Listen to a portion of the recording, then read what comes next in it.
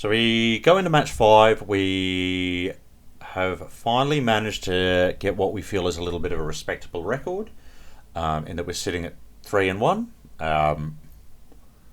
So feeling a bit better than where we started off. We've got paired against Eco Baronin, so we assume this is where our run is going to end. So let's get into the match. So once again we lose the die roll.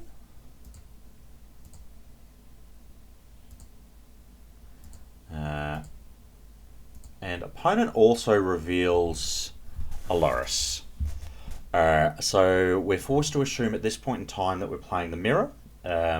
This is a hand that you could almost keep, in that you have a land drop for turn, you have a draw, so you're going to get 2 turns, so 3 drawn cards to find a coloured source, but which is possibly okay. It's a little on the low side in that we have, actually no, it's 1 and 3, more or less, right? Just trying to think how many coloured sources we have. Anyway, I think I take a little bit more conservative and probably sensible line, and that I mulligan. And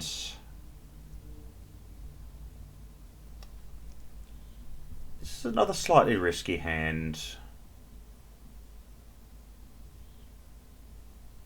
And we have a wasteland and a sword and a jet. I'll probably keep it on average.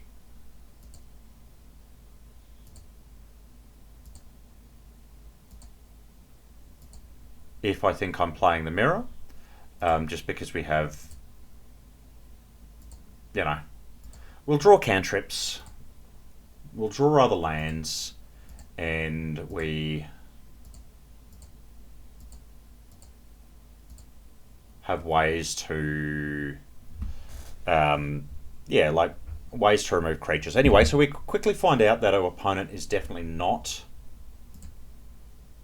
on Jeskai control, and in fact are on something very different and have a bit of a fast start. So here I go ahead and I force the Voidwalker, and I think what I'm going to do for turn is we're going to Swords the Ragavan and Wasteland the Badlands and hope that that mana screws them. Obviously it's not going to completely. Deathrite Shaman can still make mana, but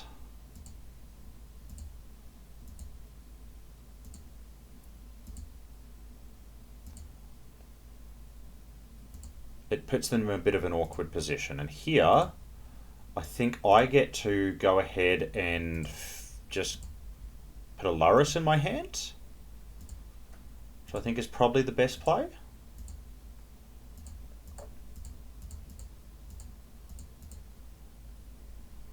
And opponent scares us here by making a blue mana and then not doing anything with it.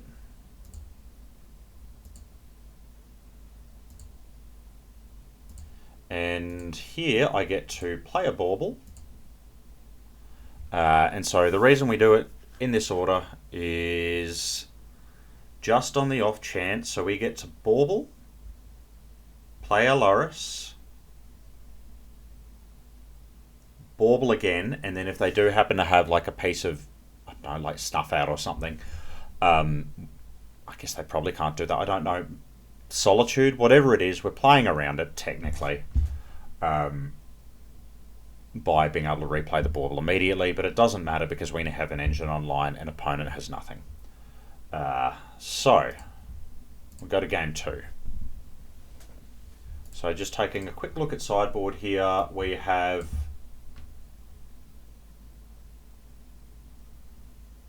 actually just boarded out our Force of Negations in exchange for 2 prismatic endings. Based on what we've seen, I think that's correct. We didn't see too many actual spells. It was very creature heavy. So the basically all the removal is just going to be higher value than normal. We have left a couple of Rebs in, obviously, as a hedge. Seems to be neither here nor there. All right, and let's get to it. So we're going to be on the draw for this game. And I mean, this hand's fine.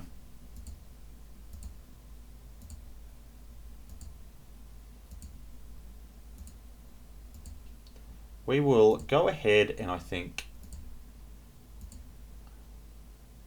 bauble our opponent and swords the Deathrite Shaman.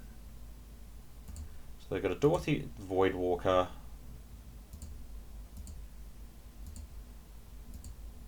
Which I think we're going to want to force.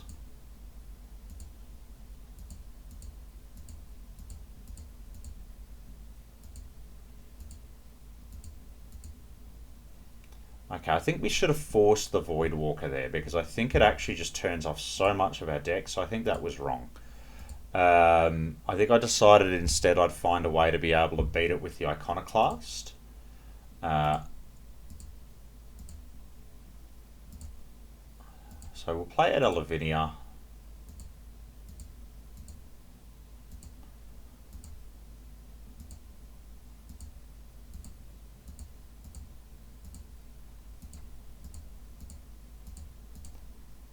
And now the claws on the shadow creature is going to get us.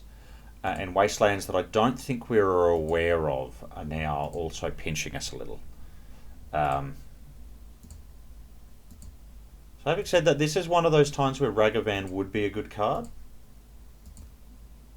And that it would let us actually like play our game plan a little bit more easily.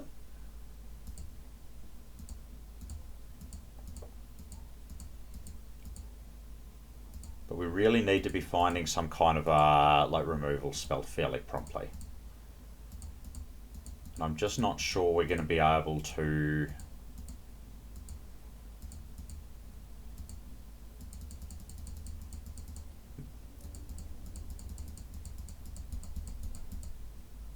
manage that in time, just because we're missing a white source.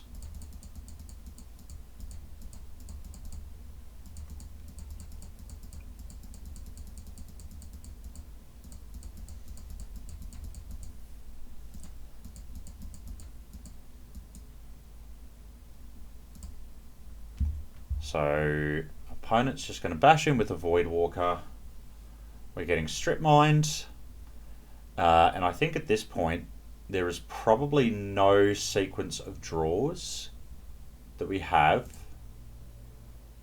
that could get us out of this. So Gitaxian Probe, look, I guess if Gitaxian Probe found a sword or a land and then our next draw was the other one, we might just be able to stabilize. But I think this was a pretty good Flusterstorm here from our opponent. They've obviously sensed we're stumbling very hard on mana, and have set out to make sure that we just remain screwed, and we do. So we're going to go to a game 3.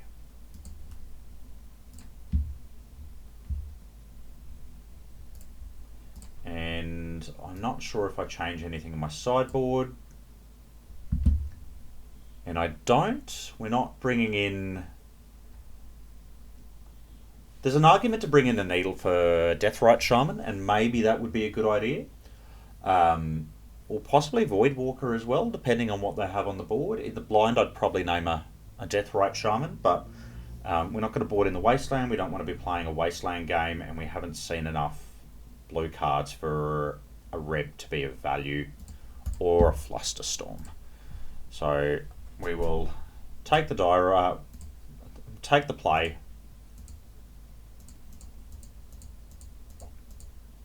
And this is a good hand. We are going to get to, like... We're going to be a little bit... You know what? This isn't an amazing hand. This is a fine hand.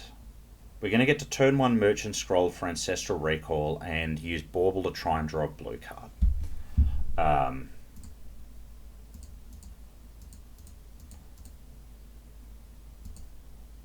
So we'll get our Ancestral now. We'll play our Bauble out.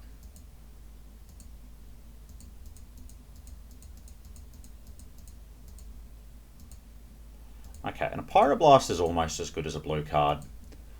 My opponent has a pretty coming out of the gates pretty hard here with 5 mana straight up.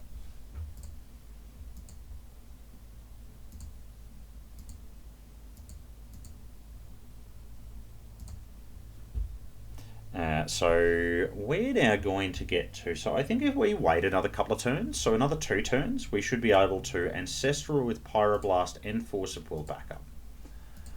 Which obviously doesn't play around Flusterstorm, but you can't play around absolutely everything. I guess the other thing that we should be considering is whether or not we want to put a Lurrus in our hand.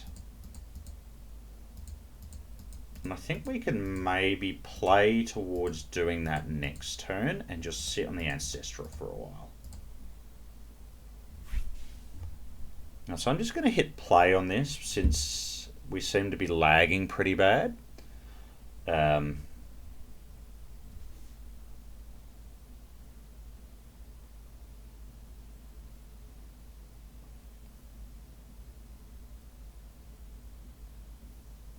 I don't know why the replay's lagging so bad.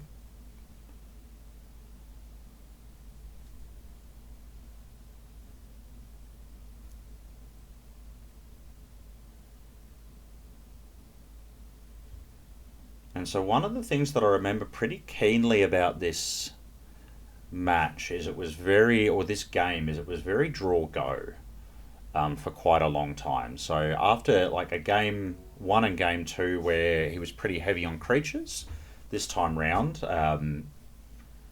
it's very much the opposite and it's looking more like a control matchup. So our Lavinia is going to be great here.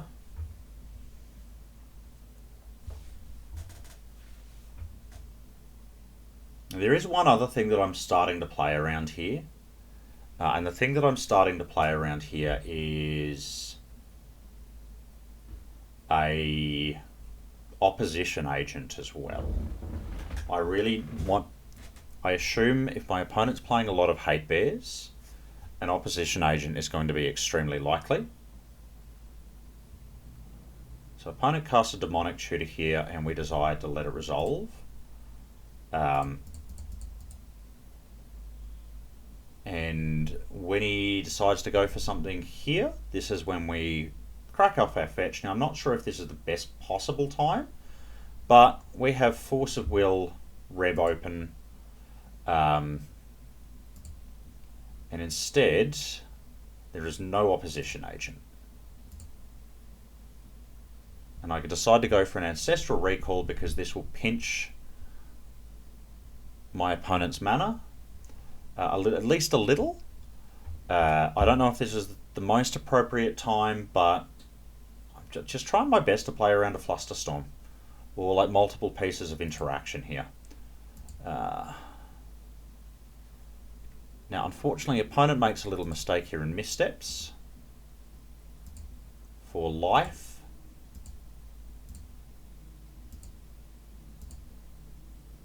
And decides to Pyroblast, and we will Force of Will in response. We still lose to Flusterstorm here. And we're going to Pyroblast their Ancestral. Once again, we still lose to Flusterstorm. But we get lucky.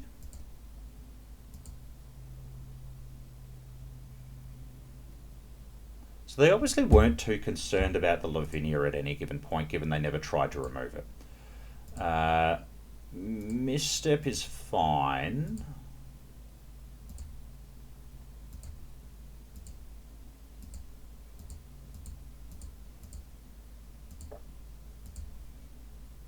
Voidwalker's a good draw. So I guess we're going to need our expressive iteration to hit a swords pretty quickly. And we get lucky and we hit a Brainstorm double sword, so we will take 1 sword, remove the Voidwalker, and Brainstorm, and we hit pretty much the nuts. So we're going to get to Treasure Cruise now.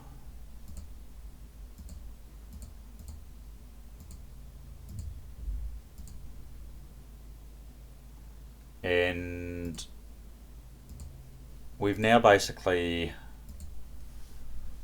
reloaded, kept our lock piece on the board,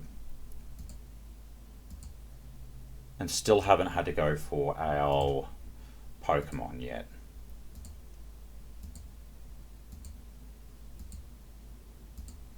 Opponent's got theirs in hand.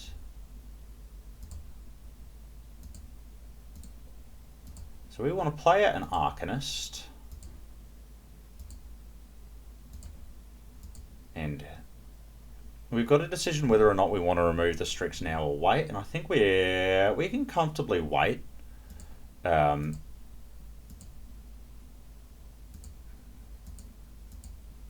Okay, so I'm obviously holding onto the iteration for Force of Will here, which is, it's fine.